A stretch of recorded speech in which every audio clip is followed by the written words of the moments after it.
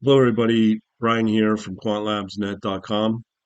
We're going to talk about advanced HFT strategies for experienced traders. And this format people seem to like. Stay towards the second segment. I'm going to show you some of the charts and what's been going on around here because it's been fairly quiet and let you know what's going on. All right. So the first thing we need to understand is understanding what HFT is. This is for experienced traders. So obviously we're in volatile times, volatile markets. Things get kind of complicated when that happens, so we have to work on complicated strategies. And one of the ways to cut through all that is using high frequency trading. I call it high frequency trading like. I'm going to tell you why in the next segment. But it's trying to get as close as we can. And if you're into the career path, you want to develop as well and build up the technical skills as if you're trying to get a job in this career. Very high paying, as you know. So a lot of people outside of this world look at high frequency trading, HFT, as a black box, which it kind of is because everyone's very secretive on, publicizing how they work and what makes them profit. And really, it's a mixed bag of milliseconds, complex algorithms. In this video, I'm going to try to, as best as I can, to break it all down for you and how a lot of the experienced traders can take advantage of it. So, what is HFT exactly? It's a form of algorithmic trading characterized by extremely high speeds, high turnover rate, and short-term trading horizons. Involves simple order execution. Everything about speed has always got to be simple, no doubt on that.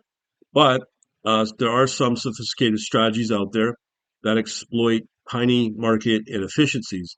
The good thing about volatility is that there's more inefficient markets out there. So there's more, I'll just say things are more distorted. So basically, it's like a race against time where every microsecond counts. And why should an experienced trader care about this? HFT offers the potential for significant profit through capturing small price discrepancies. It is not without risks. Obviously, there can be high infrastructure costs, intense competition, and regulatory scrutiny are just a few challenges. For those that understand the intricacies, the rewards can be fairly substantial.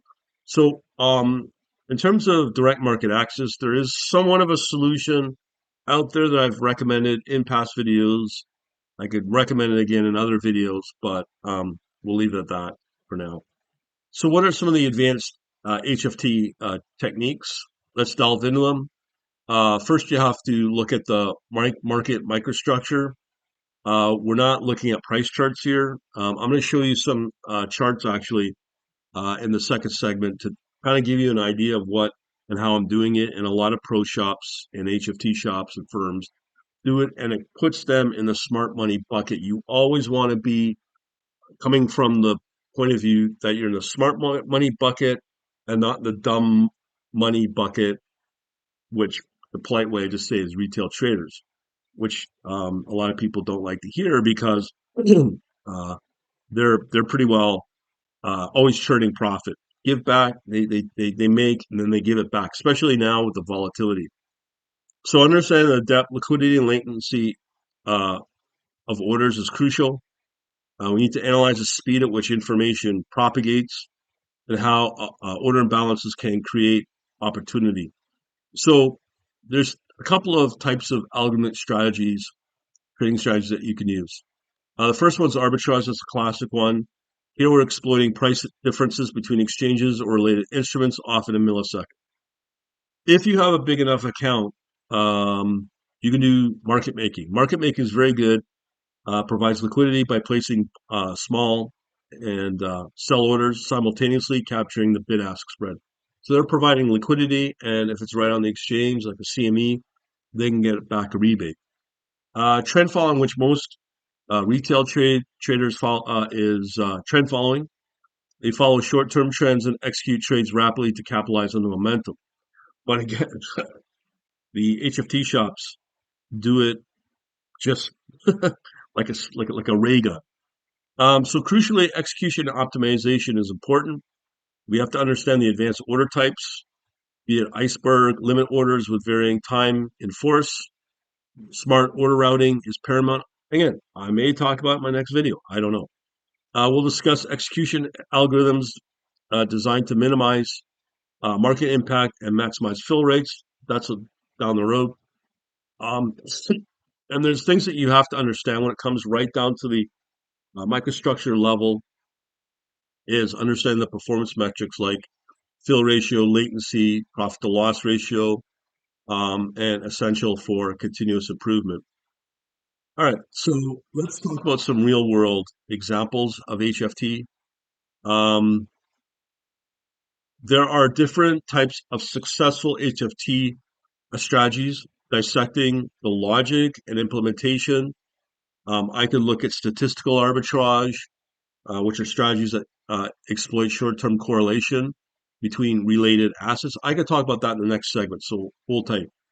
HFT is not a magic bullet. That's a clear thing. People come online, YouTube, wherever, looking for the magic bullet solution. Does it exist? Yes, I'll talk about that in the next segment of this video. But I have to understand you have to change your trading view in order to be successful at this. So there's some challenges here we have to know about: flash crashes, regulatory changes, constant arms race for technical superiority. We've got to choose the right exchange. Data feed is critical.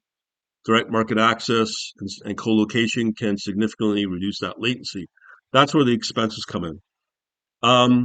And then there's, of course, the backtesting and simulation. I would more focus on simulation than backtesting. Most of the people I've talked to recently, and I just so you know, yesterday was 14 years being on YouTube with this YouTube channel. 14 years. That's how long I've been doing this. So I've had my conversations far and wide with lots of people. So there's a rigorous testing to really validate your strategies. I'm moving more into a mindset no longer about strategies, especially with AI. You're moving more into system generation. And again, I'll talk about more of that in the next segment of this video.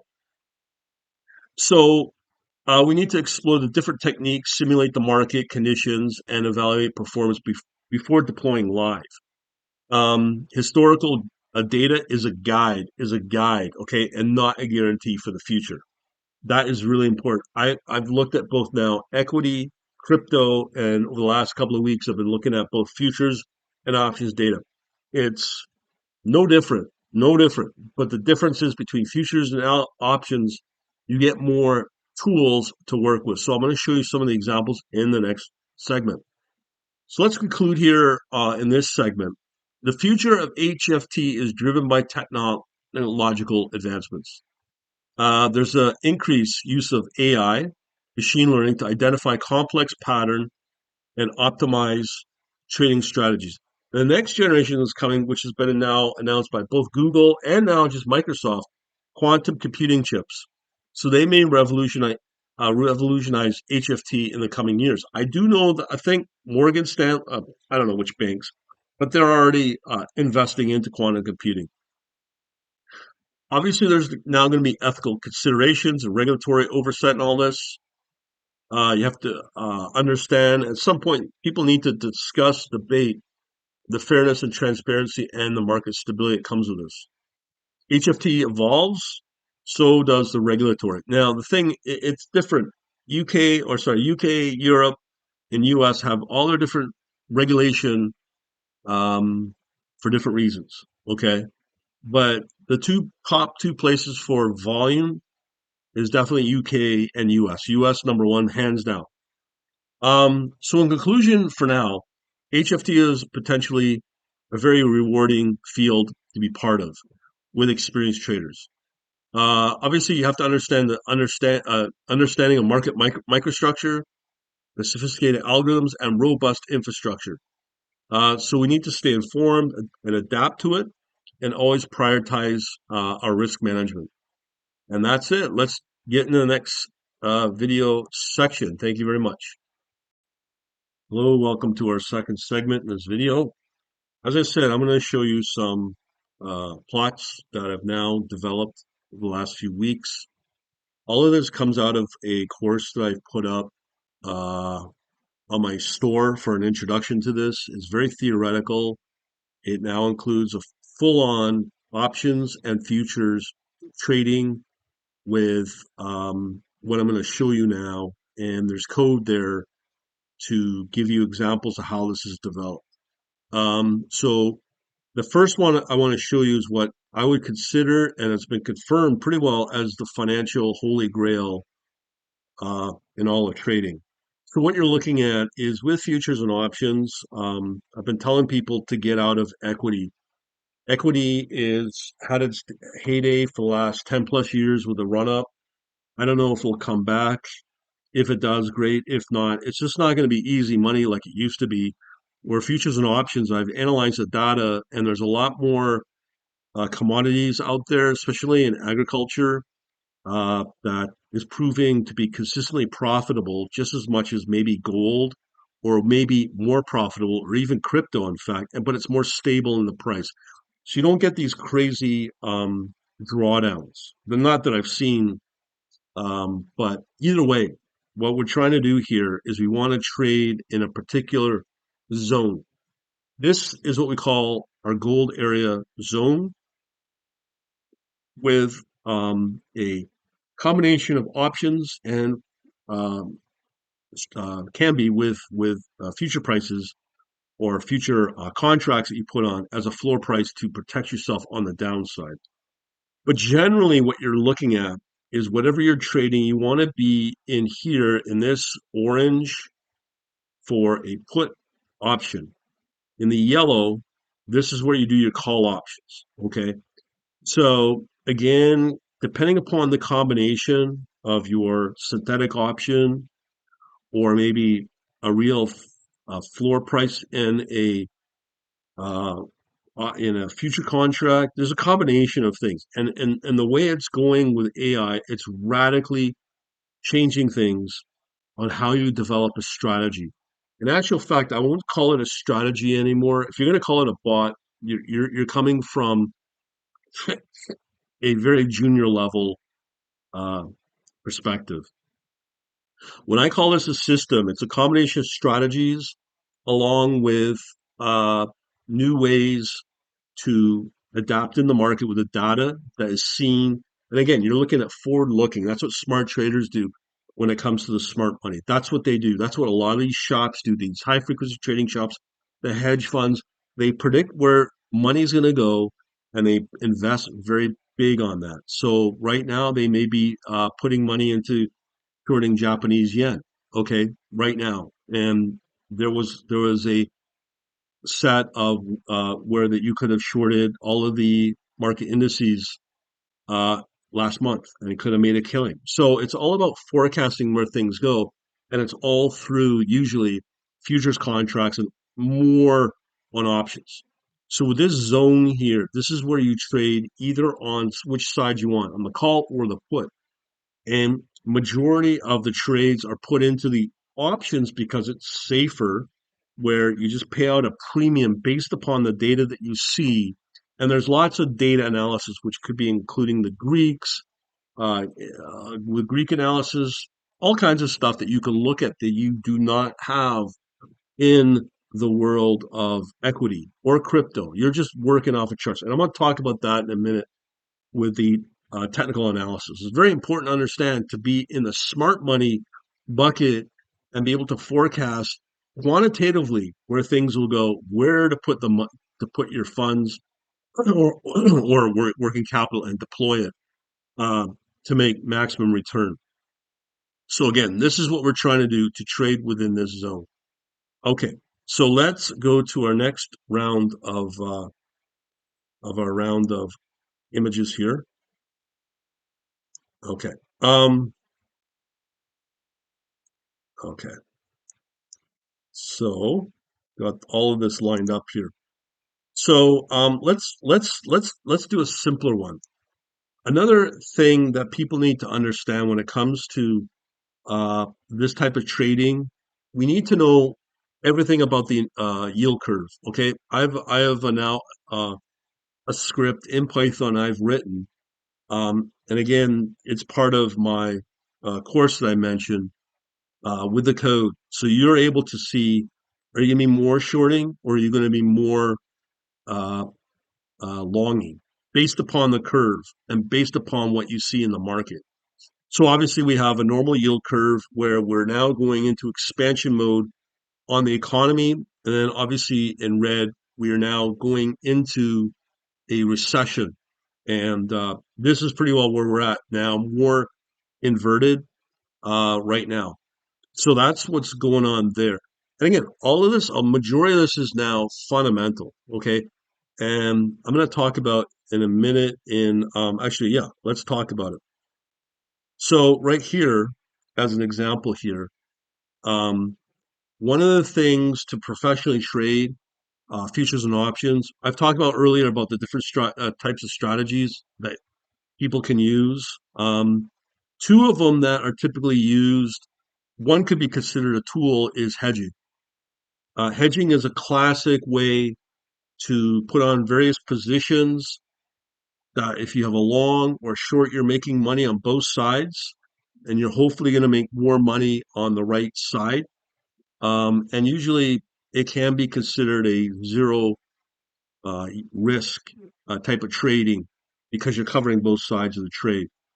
But you have to have a fairly decent size account. I'm probably going in with maybe 5K US, 10K US to start. And if it really works, then I'll put more cash in or let it build. I don't know.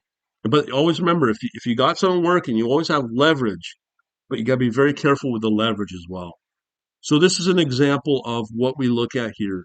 As I said, with the puts and calls and options, we can then measure quantitatively, be able to know what our break-even point is, where the strike price is, and where we should trade if it's a long or short on, in this example, yen.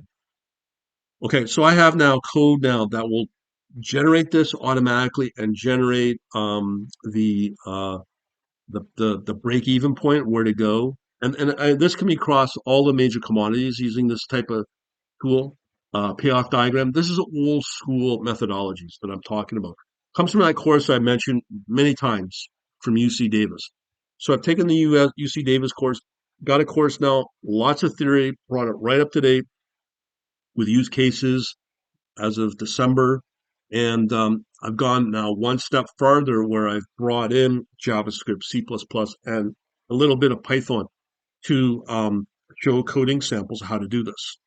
So right here, the payoff diagram is now critical that a lot of people don't use. But again, this is where you're able to systematically and quantify your entry points on when you go in, and you can fully 100% automate this.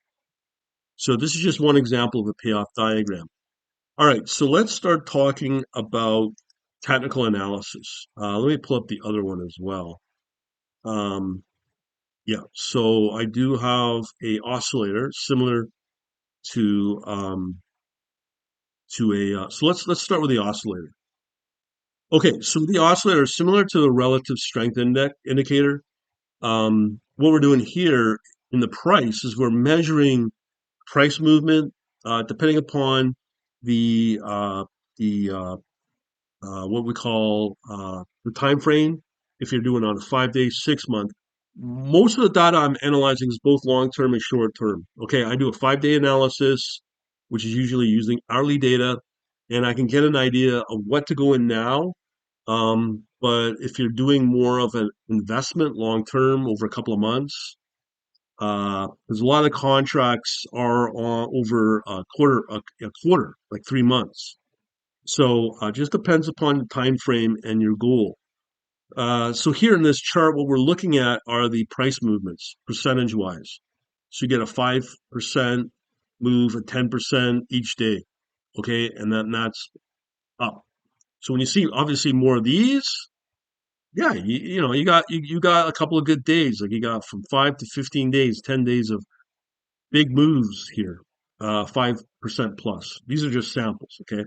And then we see on the downside, we've got now 5% down moves each day. So it's an oscillator very similar to an RSI. But what needs to be understood is like you can see quite clearly on this chart alone if you want to take on a position based if there's a lot of upward momentum in this instrument. And a lot of these charts, like you will not know what these commodities are for. It doesn't matter. What we need to understand is the mechanics of it. All right, so let's talk about the other one that I had here. This is the simple moving average. Now, this is again the price, and this is your 5 day movement. So usually, probably out of all the indicators out there I've looked at probably every single one on Motorway a few years ago. There was over 300. What I was looking for is lag. Does the indicator lag? And a lot of them do. A lot of them will lag a couple a couple of minutes, a couple of hours, even a couple of days, depending again on the time frame. When it lags, it's too late for the trade. So that's one thing you need to understand about technical indicators. It's also very dangerous to be able to rely exclusively on any or a combination indicators or simple data because you're not able to forecast with it. It doesn't say, oh, this is going to happen over the next couple of months because we have momentum. In the world of trading, that's called chasing return. Chasing returns is not a way of trading. It's just a dumb money way, a retail way of trading. What we here are doing here with futures and options, we're looking at market conditions. We're using fundamentals as best as we can to be able to say, okay, here's the price movement. Here's all the different data techniques we can use, like as I said, Greek analysis, arbitrage. Is there an arbitrage up? Blah, blah, blah. I could go on. Using from this course plus the code that's now been coded, being able to measure all of this fun stuff, and then be able to forecast on price movement and also know what are the uh, best performing commodities or whatever future contract you want to go after and measure it and also factor in volume and volatility and what's your tolerance for it. Again, you can see that. You won't get that with just technical analysis or technical indicators alone because you're just looking at pretty well the current and maybe the last couple of months. But forecast with technical analysis and only technical analysis is a big failure. And as I said, you are just chasing returns. Like that's not what smart money does. Okay, so like I said, we have this SMA. Let's see if I got any others. No, that's pretty well it. All right, so that's pretty well it. As I said, in terms of the coding and AI, here's my philosophy on it. As I said, I think the days of just uh, looking for one algorithm to trade with, and only trade off of one or two algorithms is not wise. Especially we go into more extreme moves, extreme volatility, especially on the downside, and it comes out of anywhere. Unfortunately, we can't forecast these things. We can only forecast based around math and science. It's very hard to predict exogenous events that we don't see, specifically news, sentiment, whatever else. So very difficult to be able to measure that, especially if it's a shock event. So we can't control that. But as best as we can, as I said earlier, what we try to do is to be able to forecast as best as we can. So 14 years ago when I started this, it was very difficult to develop code, understand quant, and all the math modeling that goes with this. Today, with AI being able to generate code along the way is mind-blowingly easy. So now, way I look at it is you want a collection of as many tools as you can, be able to say, okay, generate an automated report with all the data, with all the charts, and be able to calculate that, and then put in some kind of ranking system that will say, create this, and then based upon entry points, based upon market conditions, using that gold area zone. If it's a call, if it's a put, I don't know. But again, market conditions, forecasting that. Are we hedging? We arbitraging? We doing a combination of it? We don't know. That is more predictable. That's what smart money does, and that's the right way to think when it comes down to the big money, institutional level type of trading. As I said before, if you're just a coding wizard, that's not going to be enough anymore, especially when it comes to AI, because now I think founders of these companies and large trading firms are going to expect more on understanding what I'm talking about here, that you can demonstrate your capabilities of seeing what's going on in the markets, being able to prove what's in the markets and what's happening, and be able to forecast that and be able to prove that you can do it by having a live track record, multi-year track record, probably a multi-month if you're starting, and a multi-year, multi-month track record that's verified, that you can then take when recruiters come calling and saying, hey, look, this is what I've got, and it's verified. You will get a lot of attention. You will understand the principles, the coding, all of that combined, to reverse engineer it and to be able to think um, how it moves ahead. And that's pretty well that. So we're no longer focusing on one strategy or two strategies. We're focusing on a set of strategies, new strategies that can be generated by AI, using all these tools that I've already got. So that is how I'm approaching it, and I think that's how a lot of the funds most likely are approaching it, and being able to see that. The advancement of AI is so big. When I go on to some of the sources I see where the institutions are asking questions. I see, well, these are the insiders. They're doing it anonymously. And then there's the follow-up answers to this. I have convinced myself I'm able to now uh, be able to automate all that quite easily, including the math, the formulas that go along with it. And I think that's another important element as well. So that's going to be part of it will be part of a membership. And as it gets bigger, more value, price goes up because obviously it's valuable. What I'm trying to do here is the most recent polls that I put out over the last couple of weeks, week or so. I'm convinced that all the people that watch my YouTube channel, I'm convinced also through my social media and email, there's 25 to 30% of you out there that are willing to pay $100 a month for this.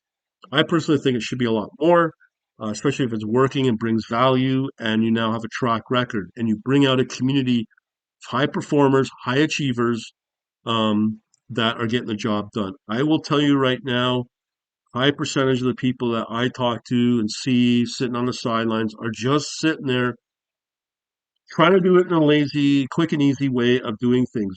That does not work in trading, because if you put money into something and you're trying to cheat your way, chat GPT your way out of it, and not really understand the fundamentals and understand the code, you will fail and you will lose probably a lot of your money. There's no way about that.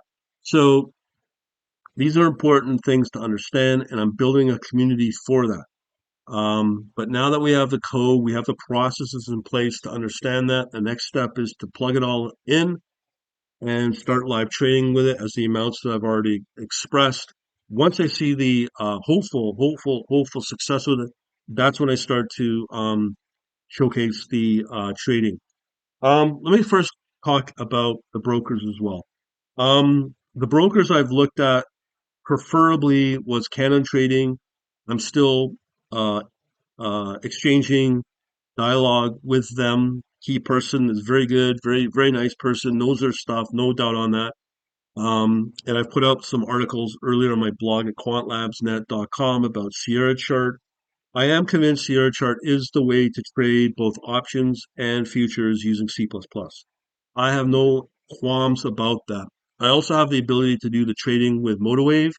I've got nothing against MotoWave, the platform. I think the platform has come a long way over the last year and a bit, and has gotten a lot more popular, and good on them for that. But it's Java. And there's not a lot of Java out there. Well, there is Java coding opportunities in this space. They pay pretty well, but a lot of the growth is both in Python, JavaScript, and really the really bulk of it is C++. If you want to get these high paying jobs, you have to stick to those kind of languages. So that's the path that I choose. If you want to still choose the path, still have some kind of front end trading platform among your own custom code, Sierra Chart is your option.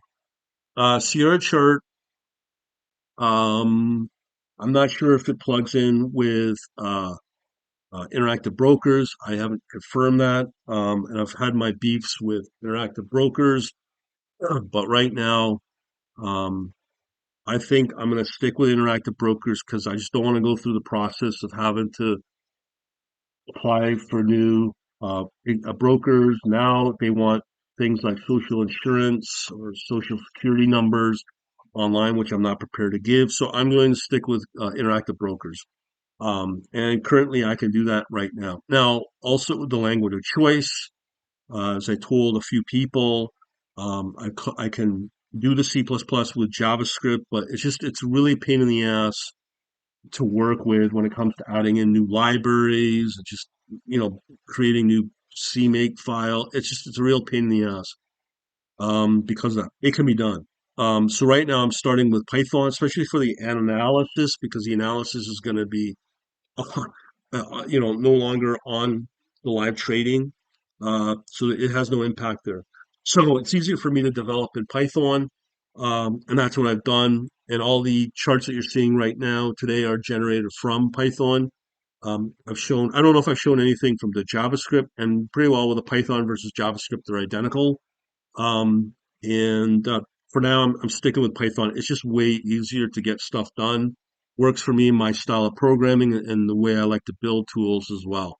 So that's where it's at. Now, where do we go from here? I know this is a long ass video. There's various ways I can do this for people to uh, buy or subscribe into it. It's definitely going to be subscription level. Either it's going to be minimum $100 US a month. For all this, as I said, I've got 25 to 30% of the audience that is interested in this. I can still do crypto. I can still do equity, as I've been doing pretty well every day since last few months. I can do that. I can also now add in the futures and options. This is where I'd go with futures and options and equity. I'd sort of kind of, I don't know. I just think there's just a lot more predictability, a lot more data to work with in the futures and options. So that's where I'm going to put a more focus moving forward. And I think with the market conditions, the way they're looking at, I would rather trade in the futures and options. I say that because when you look at the data, especially in the food, agricultural, soybean, sugar, uh, corn, everything's going up now. Everything's going up, and it's not. I haven't seen any sign. There might be some signs of it coming down, but long term, I think it's going to go up. So inflation's on the way. It's been confirmed multiple times globally. And I think the big one that's going to be the big hit is going to be food production. So that's where the futures opportunity is going to be. It's going to be hard to get exposed to the food producers in equity. And when I say equity, I'm talking about stock and ETF. So with the futures, yes, there's lots of opportunity. And if you know this call is right, you've got the options, and plus you can leverage. So who knows what the limit is? Yes, there is risk on the downside as well. So there's that. And then even if you're complaining about the inflation, this is a form of way to get back a return on that cost when you're paying at a grocery store. If oil goes back up or energy product goes back up as well, you can get a return on that through your trading and through your investing. So you can kind of like hedge your costs when you go to the stores, the gas station, buy product, and you can get it back to trading. Just saying. Crypto is too volatile right now. The volumes are too low. Um, I do know there's like opportunity, maybe still in crypto, namely Bitcoin, Ethereum, which can be traded on the exchanges like the CME. The problem is not enough volume right now, because it's just right now. I think we're going through some kind of crypto winter, and a lot of the Ethereum and Bitcoin is correlated back to something in the economy, something back to the markets, and both all cryptos traditionally not supposed to be that way. Um, and I've been watching another crypto. I'm not going to say which one. That's been doing okay. It's not been going down. I don't know, but overall, I just don't feel comfortable right now investing into crypto. But you can still watch it in the options data. As more institutions come in, especially namely around Bitcoin and Ethereum, and just maybe the CME may add on ability to trade something like XRP or Solana. I don't know, but the opportunity is there. So that's the beauty of it. When you study this stuff universally, same mechanics applied throughout all the different commodities, different all of financial instruments, all of the market indices, the mechanics stay the same. That's the good thing about it.